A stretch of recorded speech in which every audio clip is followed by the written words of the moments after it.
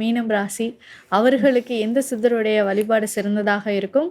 And அவர்களுக்கான பூஜை முறை என்ன? மீன ராசிக்குள்ள சித்தர் வந்து கஞ்சமலை சித்தரும், சென்னிமலை சித்தர் இவங்க தான் அவங்களுடைய ராசிக்கு சிறப்பாக இருக்கும்.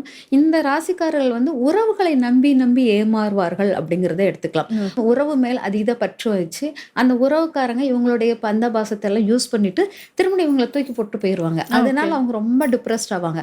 ஆனால் இவங்க வந்து என்னன்னா இந்த உறவின் இதுக்குள்ளேயே பின்னலால் பின்னி போட்டுக்கிட்டே இருக்கும்போது இவங்க கர்மா வினைகள் முடியவே முடியாது அப்படிங்கிற மாதிரி இருக்கும். அதனால இந்த உறவின் பின்னால இருந்து தன்னை நீக்குவதற்கு இந்த சென்னிமலை சித்தர் வழிபாடுகள் ரொம்ப சிறப்பாக இருக்கும் அப்படிங்கிறது. அவங்க வழிபாடில் வந்து என்னன்னா நம்ம நீர் ஆகாரமாக வழிபடுவது சிறப்பாக இருக்கும்.